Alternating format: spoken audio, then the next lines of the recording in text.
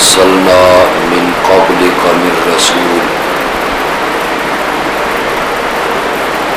إلا نوحي إليه أنه لا إله إلا أنا فاعبدون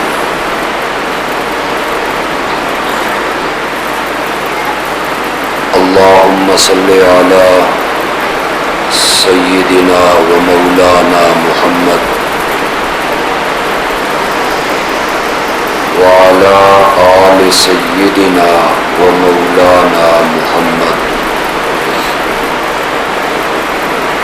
وبارك وسلم ثم صل عليه.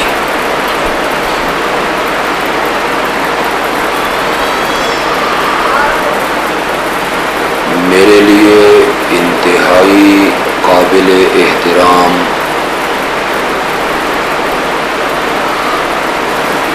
علماء کرام،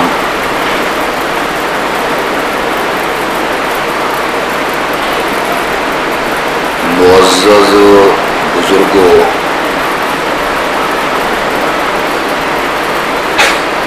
عزیز دوستوں اور بھائیوں،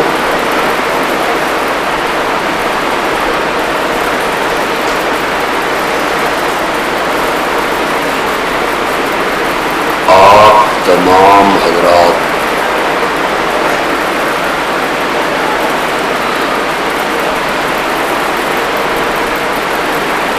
یہ یقیناً جانتے ہیں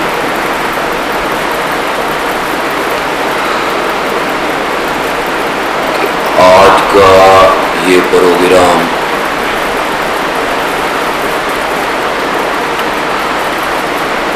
نہ تو جلسہ عام ہے،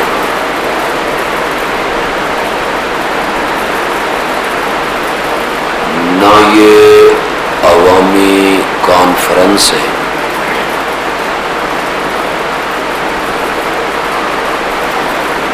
بلکہ یہ خالصتاً تربیتی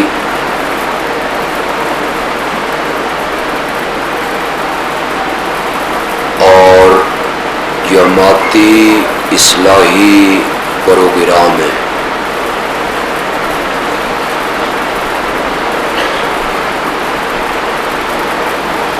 میں اپنے طور پہ کوشش کروں گا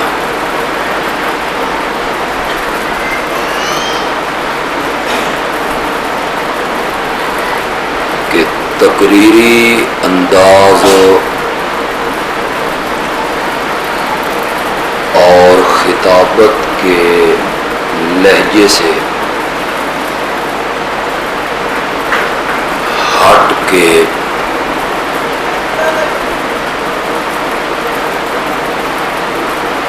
تربیتی اور اصلاحی نقطۂ نظر سے گفتگو کروں۔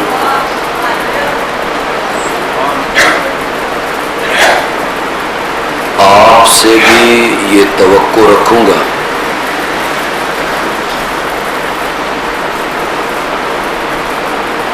کہ آپ میری گفتگو کو اور میرے اس تربیتی بیان کو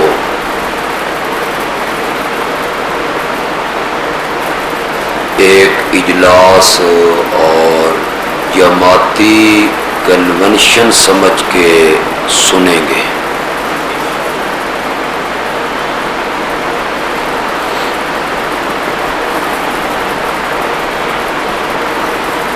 جتنی مذہبی جماعتیں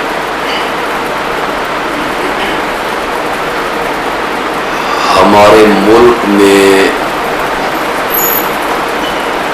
اس وقت کام کر رہی ہیں،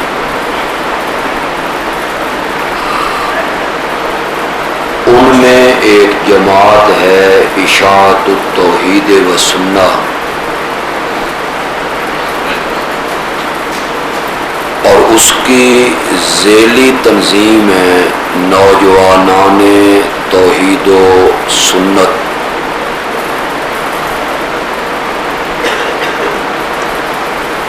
چونکہ تمام مذہبی جماعتیں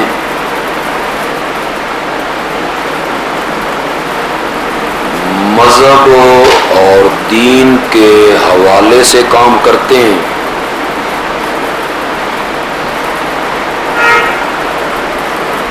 تو ہر جماعت کو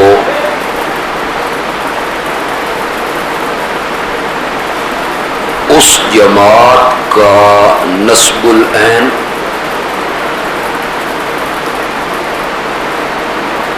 دوسری جماعتوں سے ممتاز اور الگ کرتا ہے۔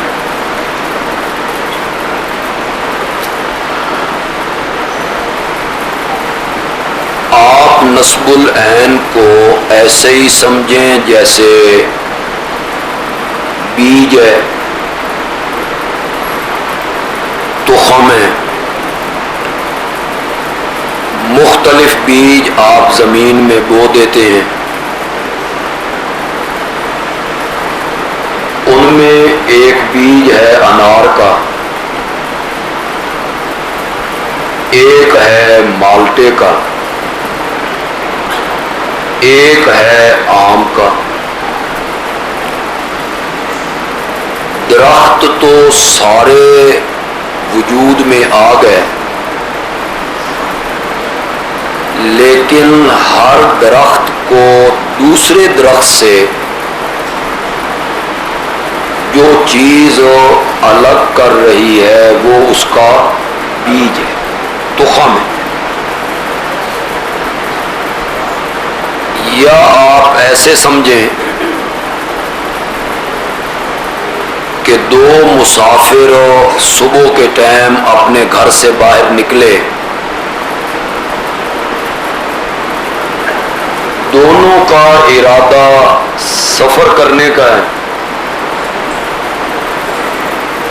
لیکن جب وہ ویگن کے اڈے پہ یا اسٹیشن پہ پہنچے تو ایک مسافر قصور جانے والی بس میں بیٹھا اور دوسرا مسافر گجرانوالے جانے والی بس میں بیٹھ گیا۔ تو جس نے قصور کا عزم کیا وہاں منزل متعین ہو گئی کہ یہ مسافر قصور جانا چاہتا ہے اور یہ دوسرا مسافر جو ہے یہ گجرانوالہ میں جانا چاہتا ہے۔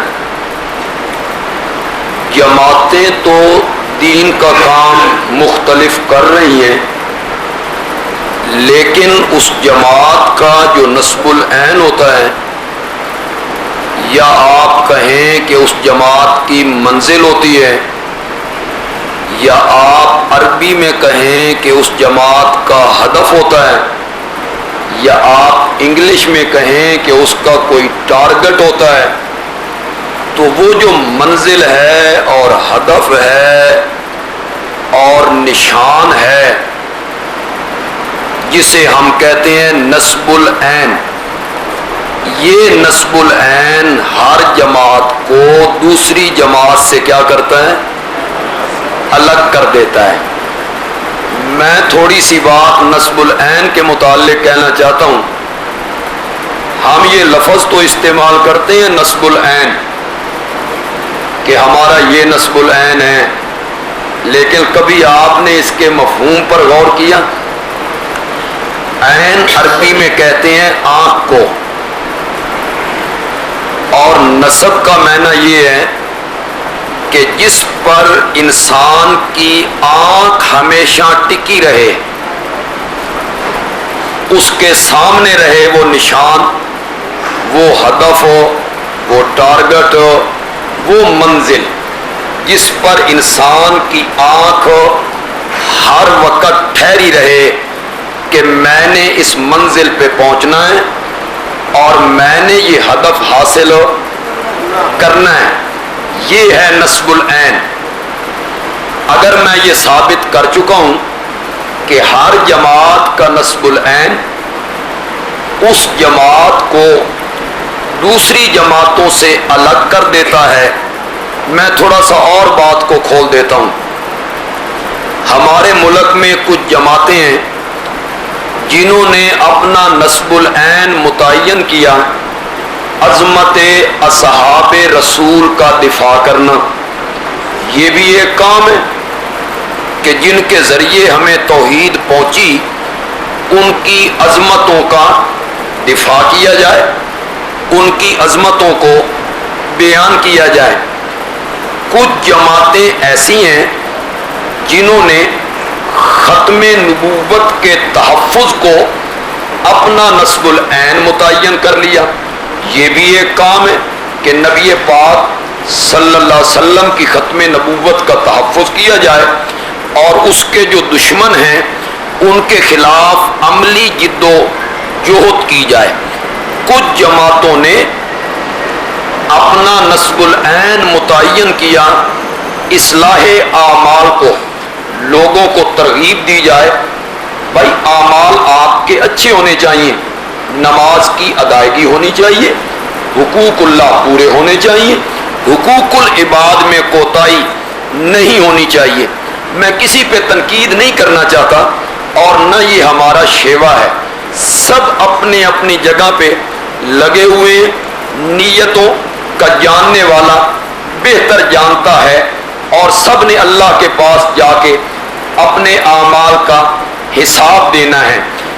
میں یہ نہیں کہنا چاہتا کہ وہ غلط ہے میرے پیچھے آ جاؤ، یہ میں نہیں کہوں گا، لیکن اتنی بات کہنے کا مجھے ہر لحاظ سے اختیار ہے کہ میں یہ کہوں کہ باقی جماعتوں کے دکان میں جو سودا رکھا ہوا ہے، میری جماعت کی دکان کا سودا ان کی نسبت زیادہ کھرا ہے۔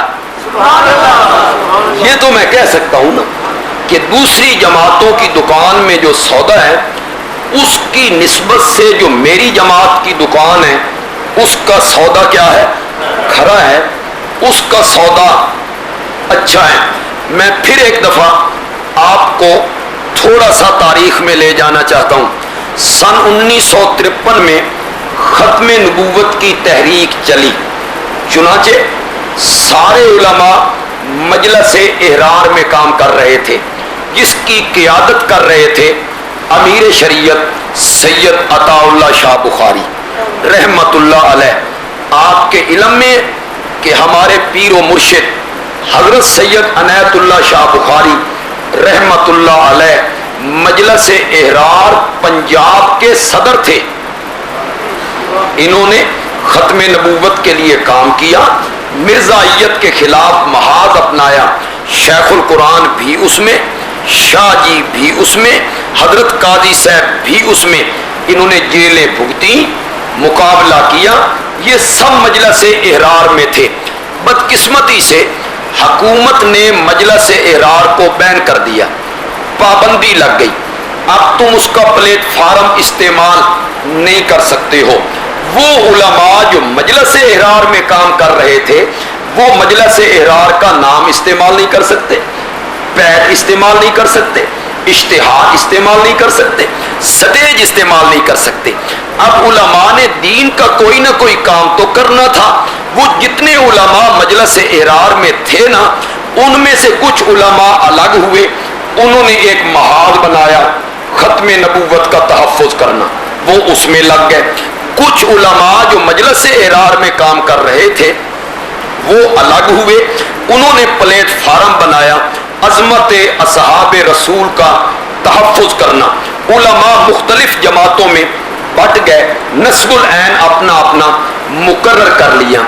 ایک محاذ اور ایک پلیٹ فارم ابھی خالی تھا، جس محاذ پہ اللہ کبھی اپنے پیغمبروں کو کھڑا کیا کرتا تھا، اللہ اپنے نبیوں سے وہ کام لیا کرتا تھا، وہ محاذ ابھی خالی تھا۔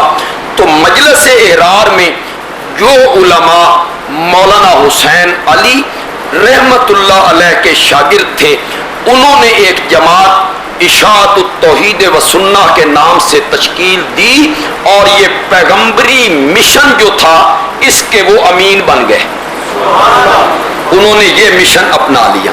کچھ علماء نے اپنے لیے اور مشن چن لیے، انہوں نے یہ مشن چن لیا۔ عام میں علماء بھی ہیں، عام میں طلبہ بھی ہیں، مجھے شہری بھی نظر آ رہے ہیں، سمجھدار طبقہ بھی عام میں موجود ہے۔ یہ آیت کریمہ جو میں نے خطبے میں تلاوت کی، وما ارسلنا من قبلک من رسول الا نوحی الیہ انہ لا الہ الا انا فاعبدون، آپ سے پہلے جتنے پیغمبر اور جتنے رسول ہم نے اس دنیا میں بھیجے تھے، ہم ان کی طرف ایک ہی وحی کیا کرتے تھے کہ اس دھرتی پر میرے سوا الہ کوئی نہیں، اس دھرتی پر میرے سوا معبود ہو کوئی نہیں، اس دھرتی پر میرے سوا عبادت کے لائق کوئی نہیں، اس دھرتی پر میرے سوا غائبانہ پکارے سننے والا کوئی نہیں۔ یہ جس سورت کی آیت ہے نا، اس سورت کا نام ہے سورۃ الانبیاء۔ کیا نام ہے اس کا؟ سورۃ الانبیاء۔ اور مجھے یہ بتانے کی کوئی ضرورت نہیں ہے کہ یہ سورتوں کے جو قرآن میں نام رکھے گئے ہیں، اس نام رکھنے کی کوئی نہ کوئی وجہ ضرور ہے۔ یہ نام رکھوائے ہیں میرے اللہ نے نبی پاک کو حکم دے کے، اس کا نام سورت بقرہ رکھو، اس کا آل عمران رکھو، اس کا نساء رکھو، اس کا مائدہ رکھو، اس کا کہف رکھو۔ کوئی نہ کوئی نام رکھنے کی وجہ ضرور تھی۔ مثلا جس سورت میں گائے کا تذکرہ ہوا اس کا نام پڑ گیا سورۃ البقرہ، آل عمران کا ذکر ہوا نام پڑ گیا سورت آل عمران، عورتوں کے مسائل کا تذکرہ ہوا نام پڑ گیا سورۃ النساء، دسترخوان کا ذکر ہوا نام پڑ گیا سورۃ المائدہ، حتیٰ کہ جس سورت میں شہد کی مکھی کا تذکرہ ہوا اس کا نام پڑ گیا سورۃ النحل، اور جس میں ایک چیونٹی کی گفتگو کو ذکر کیا گیا اس کا نام پڑ گیا سورۃ النمل۔ میرے عرض کرنے کا مقصد یہ ہے کہ سورت کے نام رکھنے کی کوئی نہ کوئی وجہ اور سبب ضرور ہوتا ہے۔ آپ بتا سکتے ہیں کہ اس سورت کا نام سورۃ الانبیاء کیوں رکھا گیا؟ کیا اس میں سارے نبیوں کے نام اللہ نے ذکر کیے؟ حضرت آدم سے لے کے میرے پیارے پیغمبر تک ایک ایک نبی کا نام اللہ نے لیے؟ قطعاً نہیں۔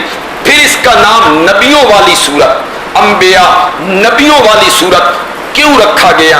میں کہنا چاہوں گا کہ سورۃ الانبیاء اس کا نام نبیوں والی سورت اس لیے رکھا گیا کہ اس سورت میں اللہ نے اس مسئلے کو بیان کیا جس مسئلے پر سارے پیغمبر متفق تھے۔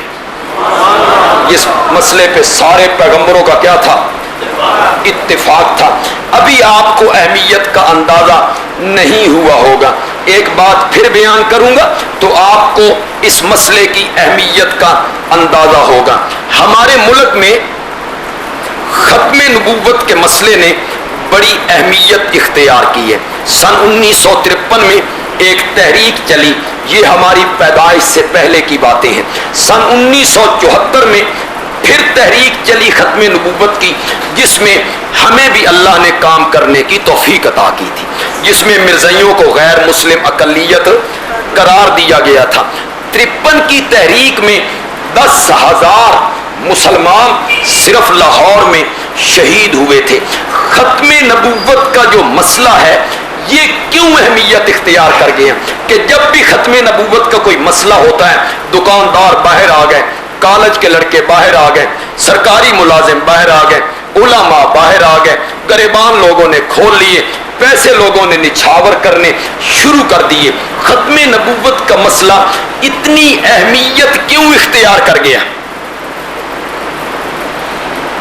بتاؤں آپ کو، ختم نبوت کا مسئلہ عوام کی نگاہوں میں اس لیے اہمیت اختیار کر گیا۔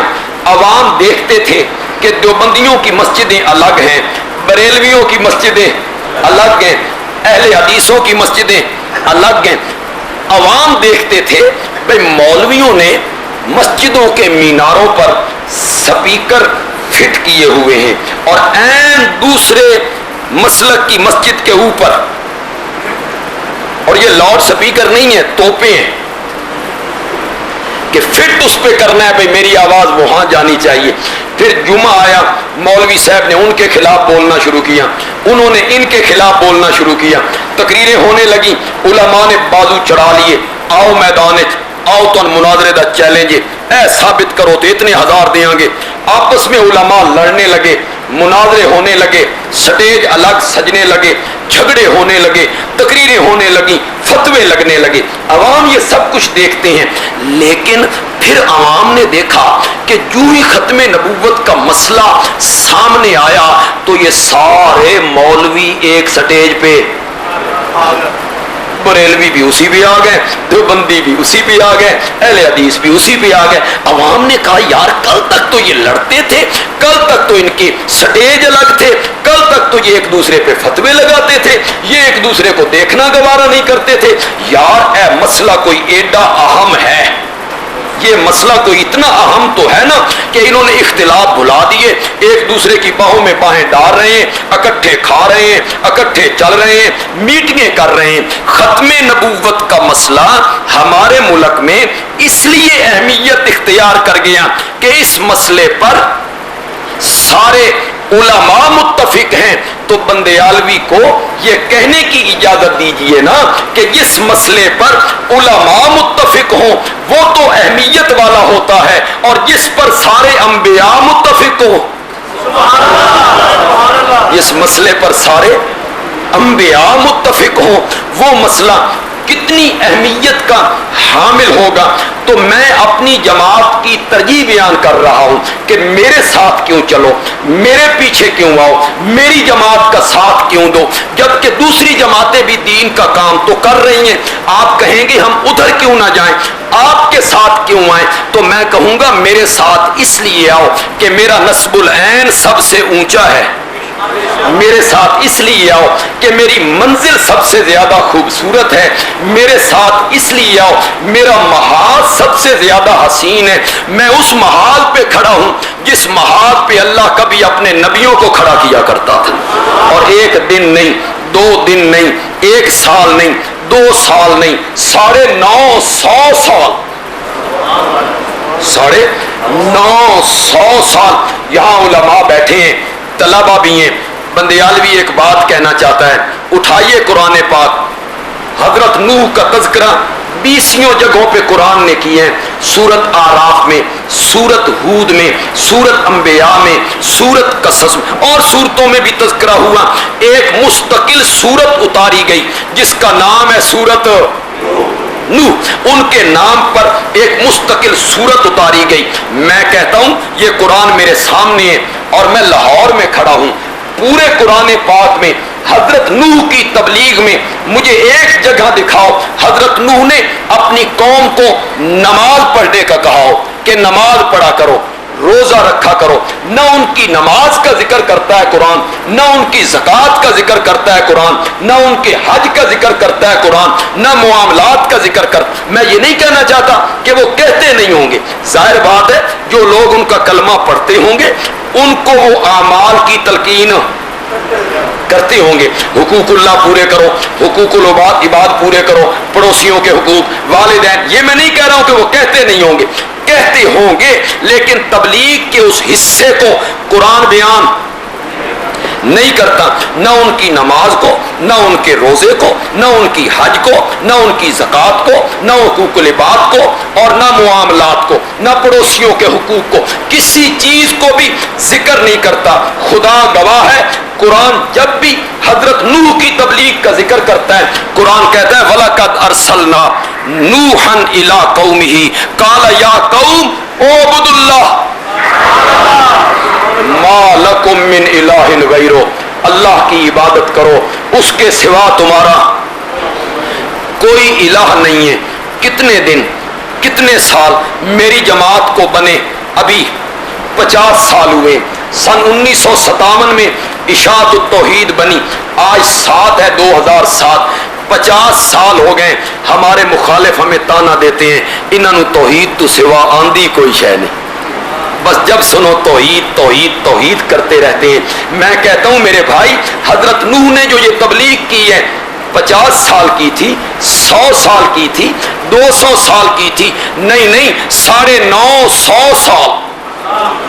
بدن کانپ جاتا ہے, رونگٹے کھڑے ہو جاتے ہیں. 950 سال حضرت نوح علیہ السلام تبلیغ کر رہے ہیں, اور ہر روز واز کیا ہے؟ اعبدوا اللہ ما لکم من الہ غیرہ. یہ میری بات اگلی ذرا توجہ سے سننی ہے. بعض مفسرین نے لکھا کہ 950 سال میں کوئی دن ایسا نہیں گیا جس دن حضرت نوح کو مار نہ پڑی ہو. 950 سال پیغمبر نے اس مسئلے کے لیے مار کھائی. کتنی مار؟ ایک پتھر یا 2 پتھر نہیں. اللہ کا پیغمبر پتھروں کے نیچے دب گئے ہیں. نہ کوئی جتھا ہے, نہ کوئی جماعت ہے, نہ کوئی پارٹی ہے, نہ کوئی گروہ ہے. پتھروں سے پیغمبر کو نکالنے والا کوئی نہیں. اللہ نے آسمان سے جبریل امین کو بھیجا, میرا پیغمبر پتھروں کے نیچے دبا ہوا ہے, میرے پیغمبر کو نکالو, مرم پٹی کرو. جبریل نے مرم پٹی کی ہے, اور پیغمبر دوسرے چوراہے پہ جا کے کہتا ہے یا قوم اعبدوا اللہ ما لکم من الہ غیرہ. کتنے سال؟ میں پیغمبری مشن کا امین ہوں. میں اس محاذ پہ کھڑا ہوں جس محاذ پہ اللہ اپنے نبیوں کو کھڑا کیا کرتا تھا. میں ایک اور دلیل بھی پیش کر دیتا ہوں. میری ترجیح یہ ہے کہ جو میرا مشن ہے, میری ترجیح یہ ہے کہ آپ میرے ساتھ چلیں, آپ میری جماعت کا ساتھ دیں. اس کی وجہ یہ ہے کہ جو کام میں کر رہا ہوں, جو مشن میرا ہے, جو محنت میری ہے, یہ مکمل دین کی محنت ہے. اسی کو قرآن نے دین کہا ہے, اسی کو قرآن نے دین کہا ہے. میں یہ نہیں کہتا ہوں کہ ختم نبوت کا کام کرنا دین نہیں ہے, عظمت صحابہ کا کام کرنا دین نہیں ہے, اصلاح اعمال کی کوشش دین نہیں. میں قطعاً یہ نہیں کہہ رہا ہوں, لیکن وہ دین کی جزوی محنت ہے, ایک حصے کی محنت ہے. اور جو مشن میرا ہے یہ مکمل دین ہے. آپ کہیں گے اس کی دلیل کیا ہے؟ اس کی دلیل قرآن پاک میں موجود ہے. 11واں پارہ ہے, اور 11ویں پارے میں سورت کا نام سورت یونس ہے, اور سورت یونس کی آیت نمبر 104 ہے. ذرا سنیے گا قرآن کیا کہتا ہے. قل, میرے پیارے پیغمبر اعلان کیجئے, یا ایھا الناس, اور پوری کائنات کے لوگوں, ان کنتم فی شک من دینی, اگر تمہیں شک ہو گیا ہے, اوے مشرکین مکہ, اوے یہودیوں, اوے عیسائیوں, اوے میرے مخالفین, اگر تمہیں شک ہو گیا ہے من دینی, کس میں؟ میرے دین میں, کہ مجھ محمد کا دین کیا ہے. اگر تمہیں شک ہو گئے ہیں کہ میرا دین کیا ہے, آؤ میں تمہیں بتاؤں میرا دین کیا ہے. ختم نبوت کی حفاظت کیا کرو, نہیں کہا. آؤ میں تمہیں بتاؤں میرا دین کیا ہے. عظمت صحابہ کا دفاع کیا کرو, نہیں کہا. آؤ میں تمہیں بتاؤں میرا دین کیا ہے. اصلاح اعمال کی کوشش کیا کرو, نہیں کہا. بلکہ فرمایا اگر تمہیں میرے دین میں شک ہو گئے ہیں, آؤ میں تمہیں بتاؤں میرا دین کیا ہے. فلا اعبد الذین تعبدون من دون اللہ, اللہ کے سوا جن کی عبادت تم کرتے ہو میں ان کی عبادت نہیں کرتا ہوں. اس کو دین کہا گیا ہے, یہ ہے میرا دین. ولیکن اعبد اللہ, لیکن میں تو عبادت کرتا ہوں کس کی؟ میں تو عبادت کرتا ہوں اللہ کی.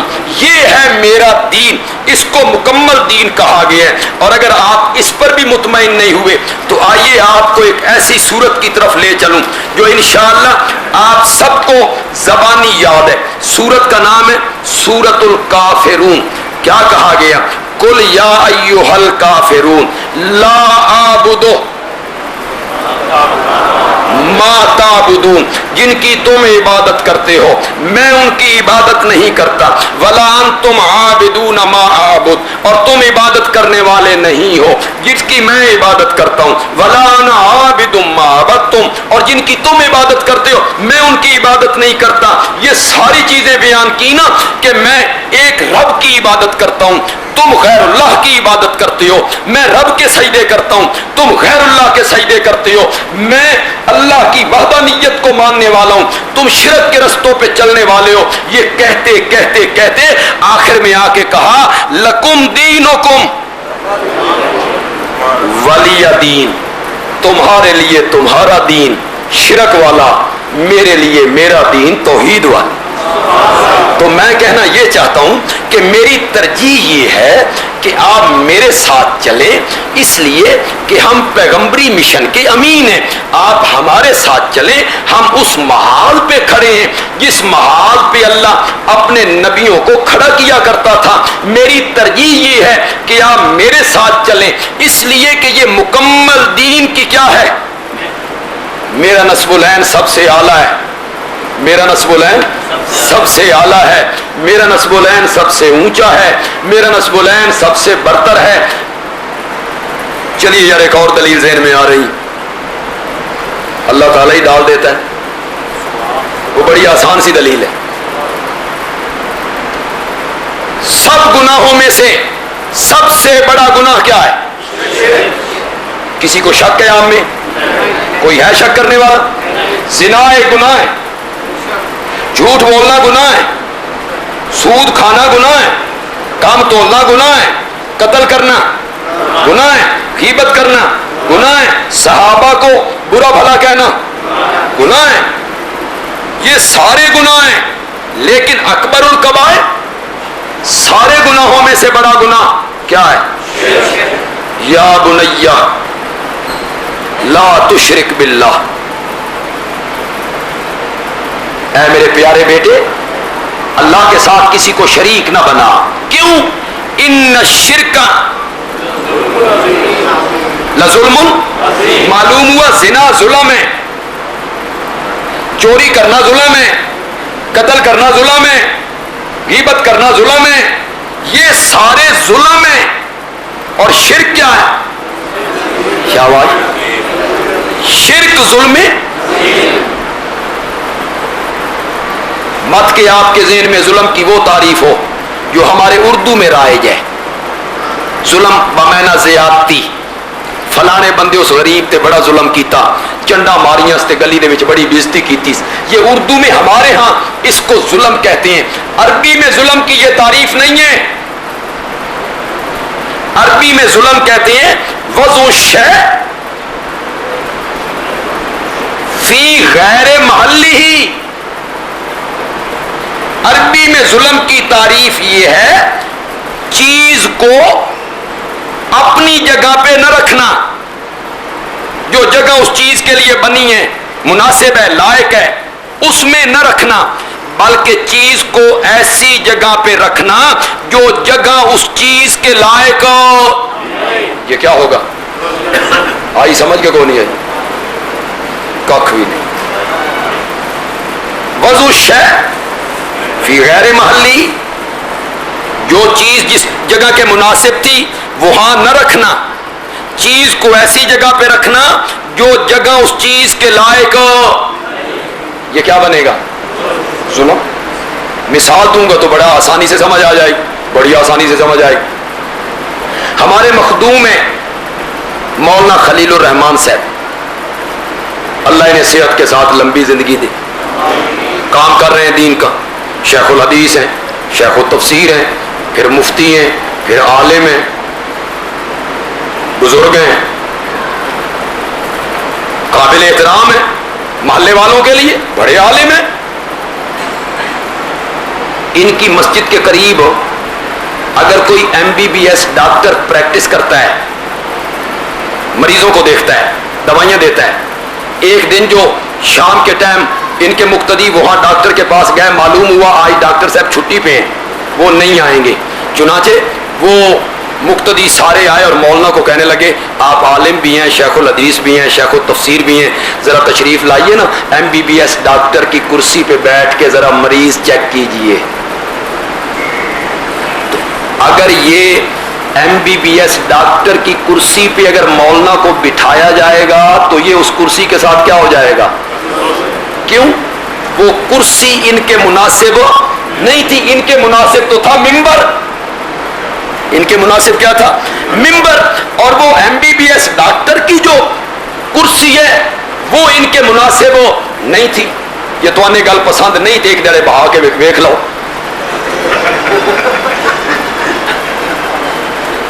لیکن بٹھانا تب ہے جب پہلے قبرستان کا انتظام کرنا ہے. جنہوں نے انہیں چیک کرنا تو پھر دوائیاں دینی، اس نے اگلے جہان پہنچنا ہے نا. کسی عالم کو ڈاکٹر کی کرسی پہ بٹھانا ظلم ہے، کسی ڈاکٹر کو وکیل کی کرسی پہ بٹھانا ظلم ہے، کسی وکیل کو انجینئر کی کرسی پہ بٹھانا ظلم ہے، کسی انجینئر کو ڈاکٹر کی کرسی پہ بٹھانا ظلم ہے. کیوں؟ جو چیز ان کے لائق نہیں اس جگہ پہ ان کو بٹھا دینا یہ کیا ہوگا؟ ضمناً ایک بات کہتا ہوں، یہ جو ممبر ہے نا یہ عالم کے مناسب تھا. جب کسی جاہل کو ممبر پہ بٹھاؤ گے تو یہ ممبر کے ساتھ کیا ہو جائے گا؟ یہ جاہلوں کی جگہ نہیں تھی، آ گئی ہے جاہلوں کے پاس. یہ ممبر و محراب جاہلوں کے حوالے ہوا تو ہمارے ملک میں فرقہ واریت کو ہوا ملی. یہ جو لڑائیاں ہیں اور یہ جو جھگڑے ہیں اور یہ جو اشتہار بازیاں اور چیلنج بازیاں اور چھوٹے چھوٹے باتوں پہ جناب ایک دوسرے کو چیلنج ہیں، یہ کوئی معتبر عالم اس طرح کی حرکت آپ کو نہیں ملے گا.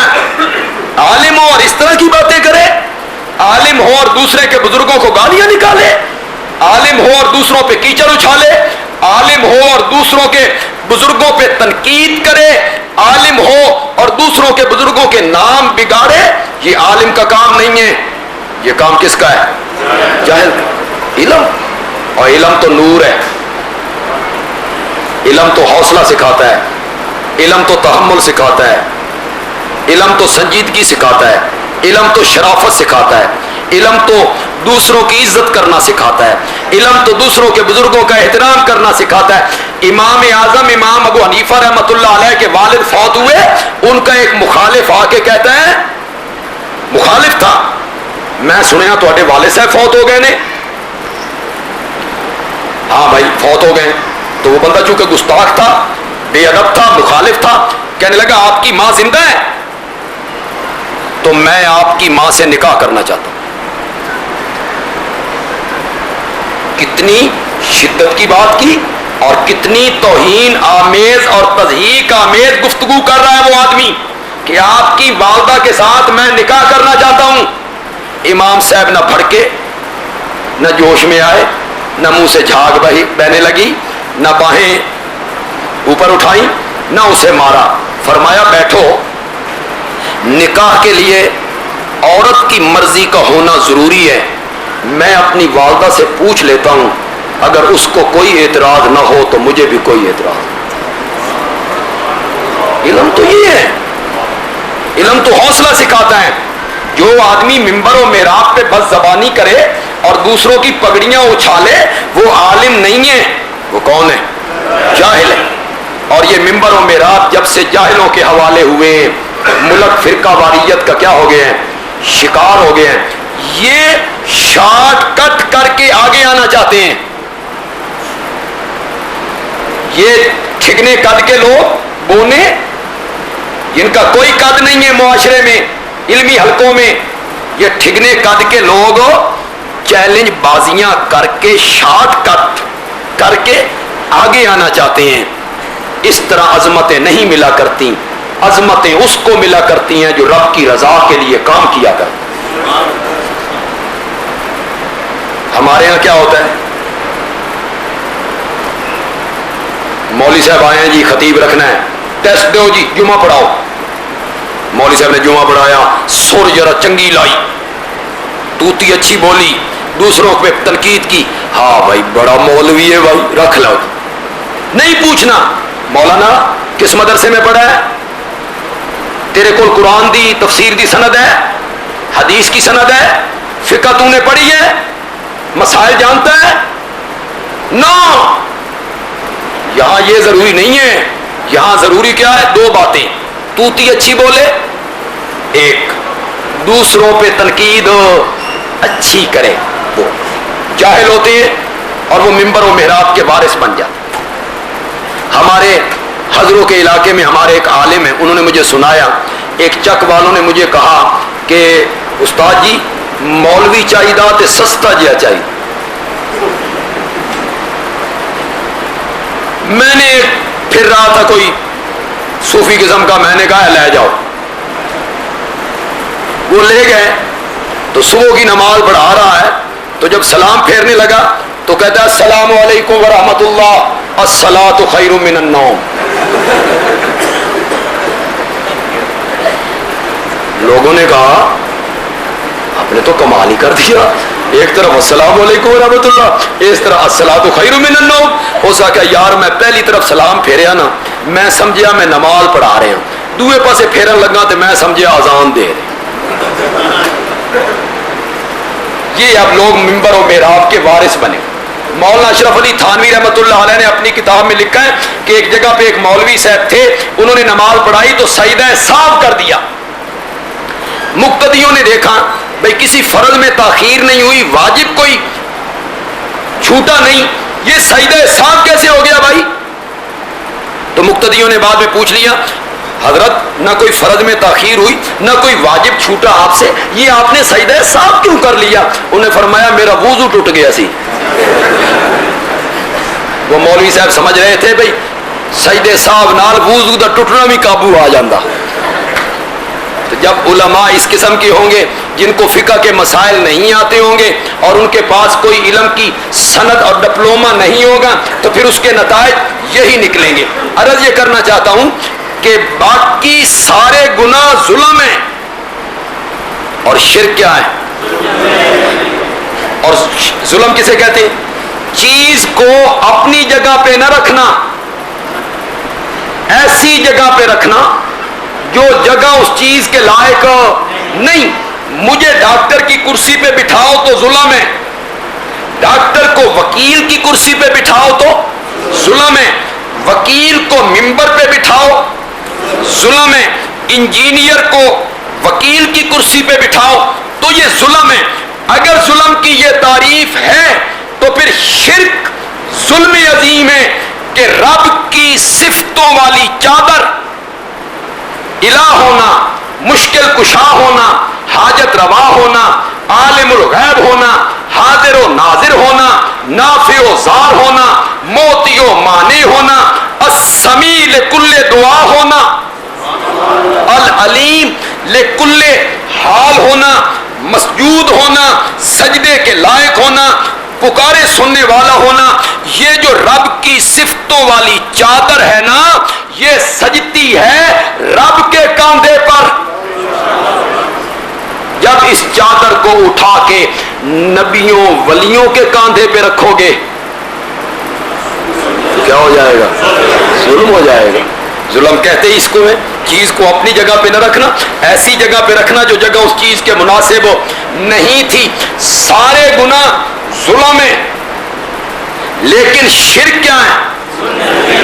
ظلم عظیم ہے. بے نماز مر جائے جنازہ پڑھ لو، روزہ نہ رکھنے والا مر جائے جنازہ پڑھ لو، باوجود طاقت کے حج نہیں کی جنازہ پڑھ لو، زکوٰۃ نہیں دیتا تھا جنازہ پڑھ لو، سود کھاتا تھا جنازہ پڑھ لو، شراب پیتا تھا جنازہ پڑھ لو، غیبتیں کرتا تھا جنازہ پڑھ لو، باپ کو گالیاں نکالتا تھا مومن ہے جنازہ پڑھ لو، ماں کو تھپڑ مارتا تھا مومن ہے جنازہ پڑھ لیجئے. ہر مجرم کا جنازہ پڑھ لیں اور مشرک کا تو پھر ظلم عظیم تو ہوا. ما کان للنبی والذین آمنوا ان یستغفروا للمشرکین، مشرک کے لیے دعائیں مغفرت نہیں کرنی. اس کا یہ مطلب نہیں ہے بھی جنازہ صرف نہیں پڑھنا، ہاں اتھے جا کے یہ بھی نہیں آکھنا اللہ حاجی اور انہوں بخشے بڑے چنگے بندے سن، یہ جملے بھی نہیں کہنے. کیوں نہیں کہنے؟ بتاؤں آپ کو، یہ شاید آپ کو کسی نے نہیں بتایا ہوگا۔ مولا کسی کا باپ مشرک، کسی کا چچا مشرک، کسی کا پڑوسی مشرک، کسی کا سیلز مین ہے تو دکان کا مالک مشرک، دفتر میں کام کرتا ہے ساتھی مشرک۔ مولا دنیا چ نک بھی تے رکھنا نا، کھلو لین دے، آنکھ لین دے، پڑھ لین دے، تو نہ بخشی نا، ساڈی تے جان چھٹے، اگو تیری مرضی ہے نہ بخشی۔ اللہ نے فرمایا نہیں، کیوں؟ تو ہے مواحد، تے مواحد میرا پیارا بندہ اور مواحد میرا دوست۔ میں آسمان سے کہوں کہ میں نے مشرک کو معاف نہیں کرنا اور تو زمین پہ کھڑے ہو کے کہے اس کو معاف کر دے، تو میرا دوست ہے، تیری میری لڑائی چنگی نہیں لگتی، تیرا میرا جھگڑا چنگا نہیں لگتا۔ میں تو آکھا میں نہیں بخشنا، تو تھلوں آ کے بخش، تیری میری لڑائی اچھی نہیں لگتی ہے۔ سارے گناہگاروں کا جنازہ پڑھ سکتے ہو، مشرک کا جنازہ نہیں پڑھ سکتے ہو۔ دوسروں کی مغفرت کی دعائیں مانگ سکتے ہو، مشرک کے لیے مغفرت کی دعا نہیں مانگ سکتے ہو۔ لاہوریوں اپنی زبان نال بولو، سب سے بڑا گناہ کون سا ہے؟ سارے سوچ کے بولنا ہے، پھر میں نے اس پر نتیجہ مرتب کرنا ہے، آپ سے بلوانا ہے، آپ تاکہ قائل ہو جائیں۔ سب سے عظیم اور بڑا اور کبیر اور منحوس اور غلیظ اور خبیث گناہ کون سا ہے؟ شرک ہے۔ اگر یہ بات صحیح ہے اور کوئی بندہ اس کا انکار نہیں کرتا تو پھر بندیالوی کہتا ہے جو جماعت اس بڑے گناہ کے خلاف جہاد کر رہی ہے اس جماعت کا جہاد بھی باقی جماعتوں کے جہاد سے بڑا ہوگا۔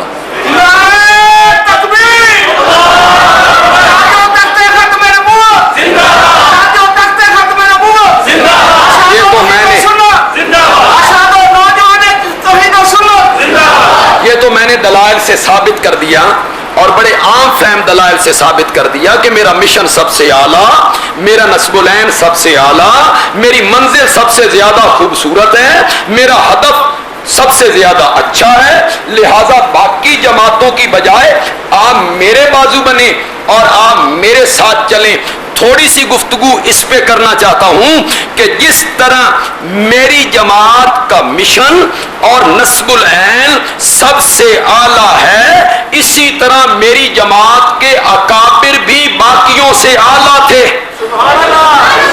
یہ زیادہ مخلص تھے، ان میں زیادہ خلوص تھا، ان میں زیادہ اخلاص تھا، ان میں زیادہ للہیت تھی، ان میں زیادہ للہیت تھی، ان میں درد تھا اللہ کی توحید کو بیان کرنے کا۔ وہ ایک ایک دروازے پہ پہنچے، ایک ایک کریا پہ پہنچے، ایک ایک ڈیرے پہ پہنچے، استرے چلتے رہے، گولیاں چلتی رہیں، پتھر آتے رہے، مخالفتیں ہوتی رہیں، لیکن ان کے نغمے توحید کے گانے میں کمی نہیں آئی، نہیں آئی، نہیں آئی۔ جہاں گئے موسم جیسا بھی تھا، یہ نغمہ فصل گلو لالا کا نہیں پابا، بہار ہو کے خزاں لا الہ الا اللہ۔ جہاں گئے جیسے گئے، اونٹوں پہ سفر کیا، پیدل چلے، سپیکر اپنے کاندھوں پہ اٹھائے۔ ہمارے اکابر نے، ہمارے اساتذہ نے، جن میں شیخ القرآن مولانا غلام اللہ خان، جن میں پیر طریقت سید عنایت اللہ شاہ بخاری، جن میں محدث کبیر اور حدیث میں میرے استاد حضرت مولانا قاضی شمس الدین اور عارف باللہ مولانا قاضی نور محمد، جس میں مولانا محمد طاہر مفسر قرآن پنجپیری، جس میں میرے والد مرحوم، یہ ایک قافلہ تھا جہاں بازوں کا، جس جگہ بھی گئے توحید کے جھنڈے گاڑ دیے۔ مخالفتیں ہوئیں، فتوے لگے، مخالفتیں ہوئیں، فتوے لگے۔ حضرت سید ضیاء اللہ شاہ بخاری ایک بات کیا کرتے ہیں تقریر میں کہ ہمارے ان اکابرین کے آنے سے پہلے یہ طبقہ دو بندیوں کو کہتا تھا تسا وہابی ہو، تسی گستاخ ہو، تسی بے ادب ہو، تسی منکر ہو، تو ہمارے اکابر صفائیاں دیتے تھے، نہیں ایسا گستاخ نہیں اسی بے ادب نہیں ایسا منکر نہیں، ہم نبی کی شان کو مانتے ہیں۔ پہلے وہ حملے کیا کرتے تھے، تو منکر ہو، گستاخ ہو، بے ادب ہو، اور علماء دیوبند صفائیاں پیش کیا کرتے تھے۔ ہمارے اکابر نے محنت کی اور انہیں مجرم کے کٹہرے میں کھڑا کر کے کہا تم مشرک ہو، تم بدعی ہو۔ اب وہ دفاعی پوزیشن پہ آئے اور لوگوں کو کہتے ہیں نہیں اسی مشرک نہیں اساں بدعی نہیں، یہ ہمارے اکابر کی محنت تھی، یہ ہمارے اکابر کا جد و جہد تھی، سائی تھی۔ ایک جگہ پہ پہنچے، سپیکر اپنے کاندھوں پہ اٹھا لیے۔ حضرت شیخ القرآن سنایا کرتے تھے رحمت اللہ علیہ کہ سرحد کے علاقے میں کوئی گاؤں تھا، یہاں ایک آدمی تھا اور اس کا تعلق بھی نچلی قوم سے تھا۔ اس نے مجھے تقریر کے لیے بلایا، میں پہنچ گیا، اس نے مجھے گھر میں بٹھایا، تھوڑی دیر کے بعد روتا ہوا آیا، کہنے لگا حضرت آپ کو بلا بیٹھا ہوں لیکن سارا پنڈ جو ہے یہ میم شین رے کاف ہے، سارا پنڈ میم شین رے کاف ہے۔ وہ کہتے ہیں ہم مسجد میں غلام اللہ خان کو تقریر ہو نہیں کرنے دیں گے اور سنیں گے بھی نہیں۔ تو حضرت میں آپ کو بلا بھی بیٹھا، اب جلسہ بھی نہیں ہوگا، سننے والا کوئی نہیں ہے۔ شیخ القرآن کہتے ہیں میں نے اس بندے سے کہا تو سنے گا؟ اس نے کہا میں تو سنوں گا۔ شیخ القرآن نے فرمایا تو سنے گا تو میں سناؤں گا۔ کوٹھے پہ چارپائیاں ڈال دی گئی، چھت پہ ایک چارپائی پہ وہ بیٹھ گیا، نیچے اس کی بیوی بیٹھ گئی سین میں، اور میں نے 3 گھنٹے اللہ کا قرآن بھی ایک بندہ سن۔ میں جانتا ہوں جب تک مجمع کثیر نہ ہو تو خطیب کے جوہر نہیں کھلتے۔ خطابت پیشہ بن گئی ہے نا، یہ کہ کمال ہے، ایک بندہ سن رہا ہے اور یہ 3 گھنٹے سنا رہے ہیں، کس کی رضا کے؟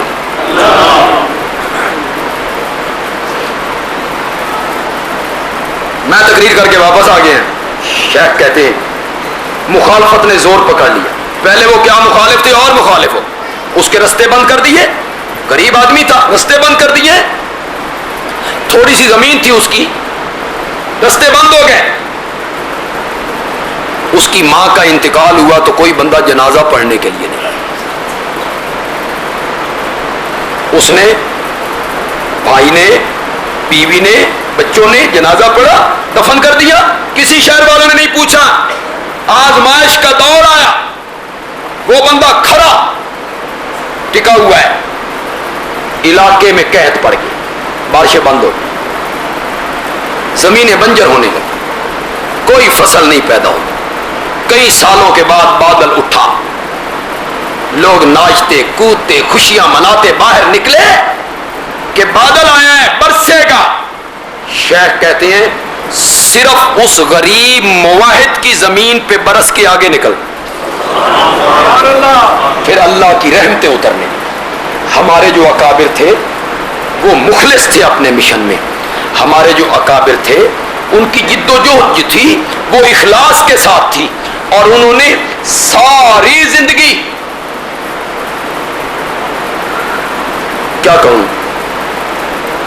قرآن پاک کی خدمت کی ہے، یہ تو نہیں کہوں گا، یوں کہہ لوں اللہ نے ان سے قرآن کی خدمت لی ہے۔